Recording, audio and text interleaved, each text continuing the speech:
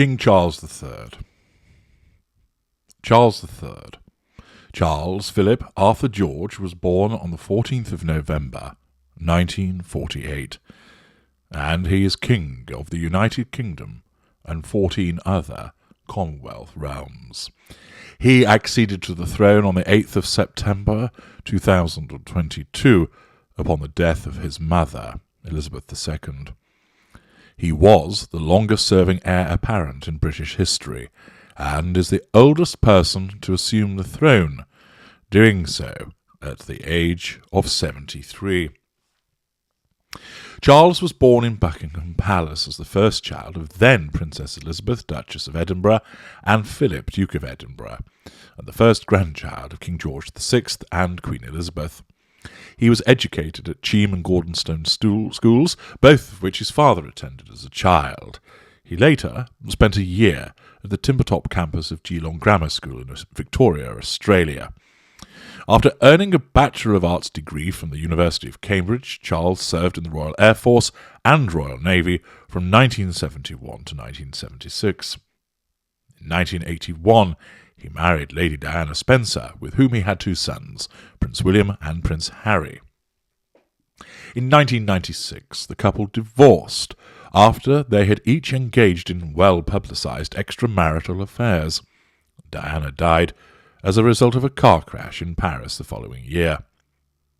In 2005, Charles married his longtime partner, Camilla Parker Bowles. As Prince of Wales, Charles undertook official duties on behalf of Elizabeth II. He founded the youth charity, the Prince's Trust, in 1976, sponsors the Prince's charities, and is a patron, president, or a member of over 400 other charities and organisations. He has advocated for the conservation of historic buildings and the importance of architecture in society. A critic of modernist architecture, Charles worked on the creation of Poundbury, an experimental new town based on his architectural tastes. He is also an author or co-author of a number of books. An environmentalist, Charles supported organic farming and action to prevent climate change during his time as the manager of the Duchy of Cornwall Estates, earning him awards and recognition from environmental groups. He is also a prominent critic of the adoption of genetically modified food. Charles's support for homeopathy and other alternative medicine has been the subject of criticism. Following allegations concerning the offering of British citizenship to donors, the conduct of one of his charities, the Prince's Foundation, has attracted criticism. Currently, the charity is the subject of an ongoing Metropolitan Police investigation into cash for honours allegations.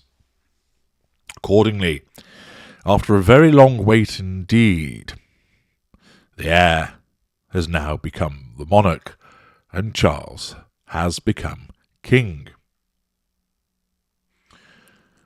What might happen during his reign? Well, remember, everything that he will do, everything that he considers, everything whereby he responds and reacts to other people will involve, of course, the prime aims, the necessity of asserting control, the necessity of nullifying threats to control, the drawing of fuel from those around him with an extensive fuel matrix. Furthermore, he will look to acquire those character traits and, of course, those all-important residual benefits. As king, although he does not wield the power that kings once did throughout history, it still places him in a powerful position vis-à-vis the prime aims. Status enables him to assert control as a consequence of many people acting in a respectful and deferential way to him as a consequence of him being king of the United Kingdom. Many people will respond to him, both favourably and unfavourably, by virtue of who he is. Thus, it would be unusual to meet anybody who would not have any form of reaction to him. Thus, positive and negative fuel is going to be drawn from a range of sources, from his intimate partner primary source, Camilla, the Queen Consort, Through those secondary sources, other family members, close friends, close colleagues, and, of course, many, many tertiary sources. The involvement with other people provides him with many opportunities to acquire character traits, and, of course, in terms of residual benefit, there is the facade that has to be maintained, and, of course, residual benefits such as connection to other people, assertion of influence over them through networks, and, of course, money. He's a very wealthy man in his own right, and, naturally, that would be looked to be maintained. There will, of course, be more detail breaking down his behaviours, what is coming, and, of course, in terms of the particular type of narcissist that he is. His reign will be interesting. There's a possibility that he faces now removal from being head of state from certain nations. Whilst this might have been rumbled about and rumoured in the past, no nation dare do so with regard to Queen Elizabeth, notably as a consequence of the likely backlash from populaces, given the fact that she was an elderly lady, and of course she had reigned so impeccably for such a long time. It simply was not the done thing. However, Charles is less popular than Queen Elizabeth. Although he's recovered the position somewhat, his popularity, for reasons which I shall be addressing presently, is not as great as it ought to have been. And that, combined with the fact that there is now an opportunity for a clean break, the Queen has died, and there is a new monarch, there will be undoubtedly many nations considering, is it not now time to move forward and remove King Charles as the head of state? That will, of course, present various challenges to him, not least, of course, as a threat to control. There is the issue of his popularity. As mentioned already, he isn't as popular as Queen Elizabeth, and indeed isn't as popular as many of other members of the royal family. I understand he stands at about 7th in popularity in a recent poll. This presents a difficulty for him. He's not as popular with the public, some of which may have little interest in supporting him. It also means, of course, that he has a tough act to follow, and, alongside that, a lack of popularity will face various threats to control by virtue of challenge fuel. Indeed, there are those that have suggested that he ought to have essentially allowed the throne to be passed straight on to the much more popular Prince William. Naturally, he was never going to do that. Not only would that be an affront to his need for control, but moreover the fact that he's waited for such a long, long time meant that in his own mind he wanted his chance, his go on the throne, so to speak. He faces challenges with regard to relevance. Whilst there remains high levels of support for the royal family, whether that would then translate into support for him in a world whereby more and more people are facing uncertainty and challenges which have been caused by the COVID epidemic in Britain, the consequences of Brexit, the ongoing war in Ukraine and how that impacts upon matters globally, the cost of living increases, rising energy prices, and the uncertainties and the possibilities of recession. All of that means that other people have got much more pressing matters at home than being particularly concerned about an old man who's lived a life of privilege and is a multimillionaire. And therefore many people may well deem him to have no real relevance to their lives. That again brings a threat to bear against him. What are his plans for the monarchy? He's mindful, no doubt, of the issues of popularity and relevance, and of course his narcissism will translate that through the lens of threats to control, and will look to cause him to respond appropriately. Will this be a stubborn response? I'm king now, you must do as I say, and the people will learn to love me. Or will his narcissism be evolved in a more different fashion, enabling him perhaps to apply a lighter touch, recognising that some forms of alterations are necessary in order to allow that control to be asserted and fuel to be drawn? For instance, the often spoken about slimmed down monarchy. Maybe his narcissism would be less abrasive and less obvious than others that we have spoken about within the royal confines. Ultimately, of course, he also has the matter of dealing with old Ginger Bollocks and his son and his son's wife. And undoubtedly, we will be seeing some knock-on-knock action going on there, and people no doubt are waiting with bated breath to see how he deals with them, and particularly with regard to the issue of titles. So there is much to keep an eye on with regard to King Charles. And of course, he cannot escape the fact that he's had a somewhat controversial past. He has succeeded, of course, Queen Elizabeth II, following a lifetime of scrutiny as Britain's longest-serving heir apparent.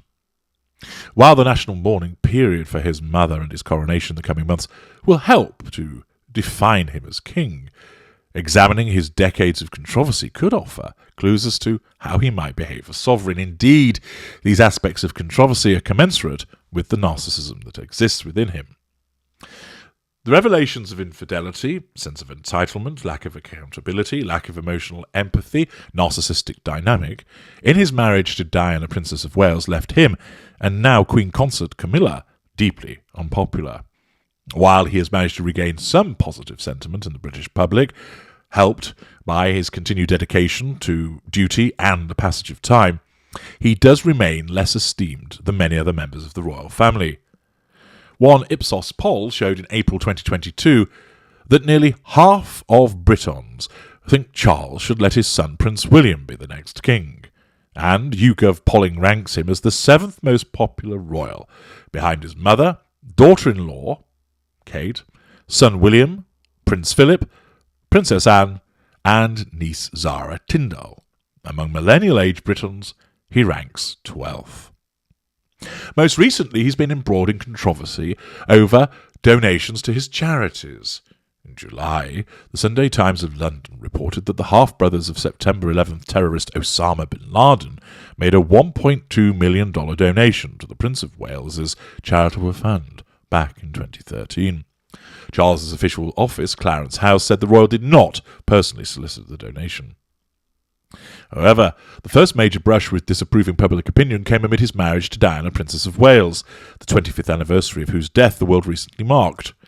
A new HBO documentary, The Princess, shows archival footage of the duo touring Australia that suggests he was jealous at how much more popular she was, and naturally jealous of losing her to other people's attention and being envious of the attention she was receiving, of course, is a threat to the narcissist's sense of control.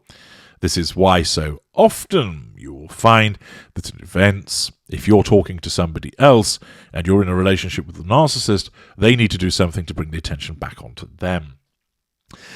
The dam broke when Diana called out Charles for having an affair. Sense of entitlement, commission of infidelity, part of the narcissistic dynamic, absence of emotional empathy, lack of accountability. For having an affair with Camilla Parker Bowles, Charles's now wife, whom he met in the early 1970s. There were 3 of us in this marriage, and so it was a bit crowded, Diana said in her famous 1995 BBC interview. Even his well-known stewardship of charity causes has not gone uncriticised.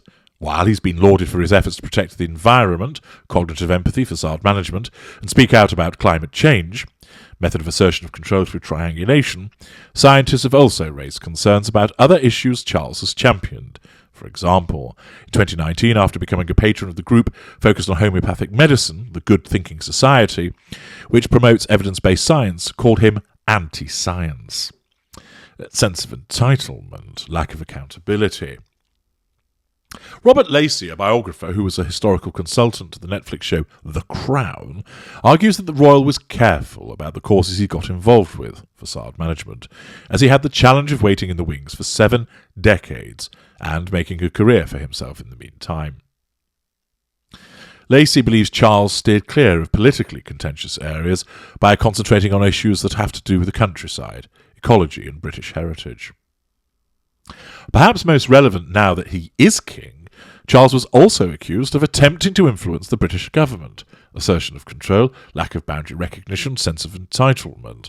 In 2015, it was revealed that Charles received confidential papers on the inner workings of the British government that even elected ministers had not seen, prompting a senior member of Parliament to call him Britain's best-informed lobbyist. The Guardian newspaper received 27 memos, dubbed the Black Spider Memos, because of Charles's scrawl, that showed the royal engaged in personal lobbying efforts to senior politicians about a range of issues, from orders of military helicopters during the Iraq War to illegal fishing of the Patagonian toothed fish.